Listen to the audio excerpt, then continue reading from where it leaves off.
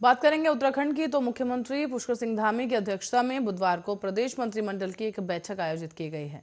बैठक राज्य सचिवालय स्थित विश्वकर्मा भवन स्थित वीरचंद्र सिंह गढ़वाल सभागार में शाम 5 बजे से शुरू होगी और विधानसभा चुनाव की आचार संहिता कभी भी लागू होने की संभावना के बीच हो रही इस कैबिनेट की बैठक में लोकहित के कई बड़े फैसले हो सकते हैं।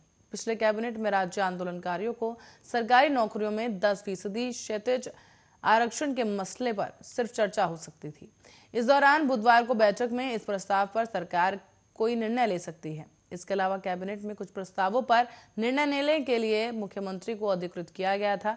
बैठक में मुख्यमंत्री धामी पुलिस ग्रेड पे लोक निर्माण विभाग के संविदा कर्मचारियों और पीआरडी कर्मियों को 300 दिन रोजगार देने के प्रस्ताव पर अपना निर्णय बता सकते हैं।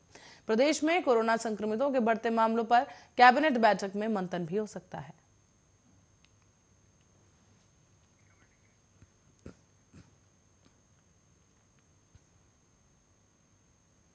अब पश्चिमी विक्षोभ की सक्रियता के चलते राजधानी दून और आसपास के इलाकों के साथ ही पूरे उत्तराखंड में मौसम का मिजाज अचानक से बदल गया है। मैदानी इलाकों में बारिश और ऊंचाई वाले इलाकों में बर्फबारी से तापमान में जबरदस्त गिरावट दर्ज की गई।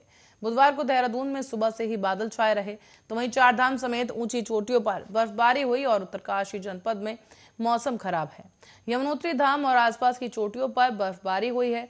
निचले इलाकों में बारिश से ठंड बढ़ गई है। लोग घरों में ही दुबके हुए हैं, जबकि बद्रीनाथ धाम में मंगलवार रात को भी बर्फबारी हुई थी।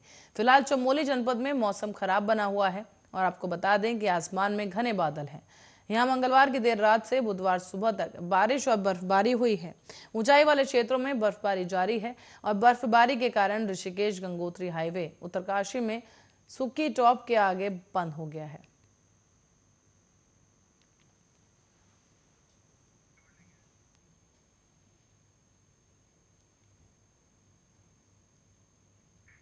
तो वहीं देश में जानलेवा कोरोना वायरस महामारी की रफ्तार बेकाबू हो रही है। साथ ही कोरोना के सबसे खतरनाक वेरिएंट ओमिक्रॉन के मामले भी अब तेजी के साथ बढ़ रहे हैं। देश में पिछले 24 घंटे में कोरोना वायरस के 58,097 नए केस सामने आए। इस दौरान 534 लोगों की मौत भी हो गई है। देश में अब तक कोरोना के ओमिक्रॉन वेरिएंट के 2135 मामले सामने आ चुके हैं। केंद्रीय स्वास्थ्य मंत्रालय की ओर से जारी किए गए आंकड़ों के मुताबिक देश में अब तक एक्टिव मामलों की संख्या बढ़कर 2,14,004 हो गई है। वहीं इस महामारी से जान गंवाने वालों की संख्या 4,82,551 हो गई है। आंकड़ों के मुताबिक कल 15,389 लोग ठीक हुए, जिसके बाद अभी तक 3,43,21,803 लोग संक्रमित मुक्त हो चुके हैं।